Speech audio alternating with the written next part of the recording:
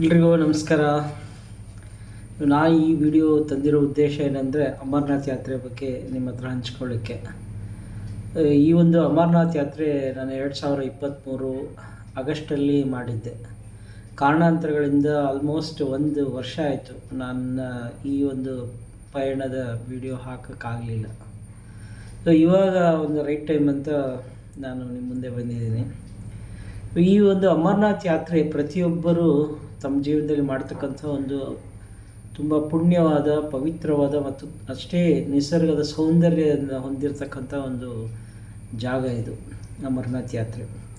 ಈ ಅಮರನಾಥ್ ಯಾತ್ರೆ ನಾನು ನನ್ನ ಗೆಳೆಯರೊಟ್ಟಿಗೆ ಹೋದ ವರ್ಷ ಆಗಸ್ಟ್ 12ಕ್ಕೆ ಶುರು ಮಾಡಿ ಒಂದು ವಾರ 10 ದಿವಸ ನಾವು ಅಮರನಾಥ್ ಯಾತ್ರೆ ಮುಗಿಸಿ ಮತ್ತು ಅಲ್ಲಿಂದ ಕಾಶ್ಮೀರಲ್ಲೆಲ್ಲ ಓಡಾಡಿಕೊಂಡು ಅಲ್ಲಿಂದ ವೈಷ್ಣೋದೇವಿ ಮುಗಿಸ್ಕೊಂಡು ನಾವು ವಾಪಸ್ ಬಂದಿರೋ ಈ ಒಂದು ಎಂಟೈರ್ ಜರ್ನಿ. ಈ ಒಂದು ಜರ್ನಿಯನ್ನು ನಾನು ಮುಂದಿನ ವೀಡಿಯೋಗಳಲ್ಲಿ ಹಂತವಾಗಿ ನಾನು ಅಪ್ಲೋಡ್ ಮಾಡ್ತೀನಿ. ಸೊ ಈ ಒಂದು ಅಮರನಾಥ್ ಯಾತ್ರೆಗೆ ಯಾವ ಥರ ಸಿದ್ಧತೆ ಮಾಡ್ಕೋಬೇಕು ಅನ್ನೋದ್ರ ಬಗ್ಗೆ ನಾನೊಂದು ವಿಡಿಯೋ ಮಾಡಿದ್ದೀನಿ, ಅದನ್ನು ನೀವು ನೋಡ್ಬೋದು. ಹಾಗೆ ಈ ಒಂದು ಅಮರನಾಥ್ ಯಾತ್ರೆಗೆ 2 ಕಡೆಯಿಂದ ಮಾಡ್ಬೋದು. 2 ರೂಟ್ ಇದೆ. ಒಂದು ಚಂದನ್ವಾಡಿ, ಇನ್ನೊಂದು ಬಾಲ್ತಾಲ್ ಅಂತ. ಸೊ ಚಂದನ್ವಾಡಿ ಕಡೆಯಿಂದ ಹೋದರೆ ನೀವು ಪಹಲ್ಗಾಂವ್ಗೆ ಹೋಗಿ ಅಲ್ಲಿಂದ ಚಂದನ್ವಾಡಿ, ಅಲ್ಲಿಂದ ಶುರು ಆಗುತ್ತೆ. ಸೊ ಈ ಒಟ್ಟು ಚಂದನ್ವಾಡಿ ಕಡೆಯಿಂದ 3 ದಿವಸ ಜರ್ನಿ ಆಗುತ್ತೆ.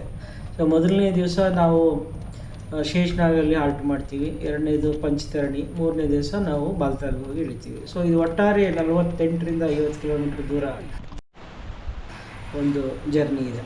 ನೀವು ಬಾಲ್ತಾಲ್ ಕಡೆಯಿಂದ ಬರೋದಾದರೆ ಅಲ್ಲಿಂದ 2 ದಿವಸಕ್ಕೆ ಮಾಡ್ತಾರೆ. ಆಮೇಲೆ ನೀವು ಅಲ್ಲಿಂದ ವಾಪಸ್ ಬಾಲ್ತಾಲ್ಗೆ ಹೋಗೋಗಿದ್ರೆ 2 ದಿವಸ, ಇಲ್ಲಾಂದರೆ ಮತ್ತೆ ಸೇಮ್ 3 ದಿವಸ ಆಗುತ್ತೆ.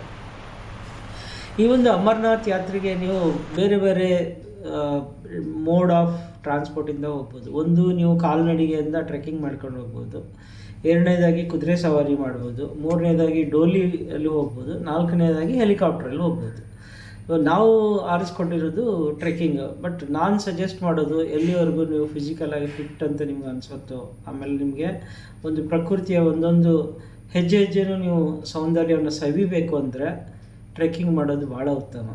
ಆಮೇಲೆ ಆ ಒಂದು ನಿಮ್ಮ ಒಂದು ಅನುಭವ ಏನಿದೆಯಲ್ಲ, ಅದು ಅವಿಸ್ಮರಣೀಯ, ಅಷ್ಟು ಚೆನ್ನಾಗಿರುತ್ತೆ.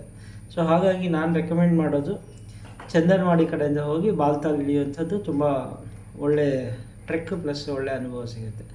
ಸೊ ನನ್ನ ಮುಂದಿನ ವೀಡಿಯೋಗಳಲ್ಲಿ ನಿಮಗೆ ಕಂಪ್ಲೀಟ್ ಮಾಹಿತಿಯನ್ನು ಕೊಡ್ತೀನಿ, ಹಾಗೆ ನನ್ನ ಜರ್ನಿಯನ್ನು ನಿಮ್ಮೊಟ್ಟಿಗೆ ಹಂಚ್ಕೊಳ್ತೀನಿ.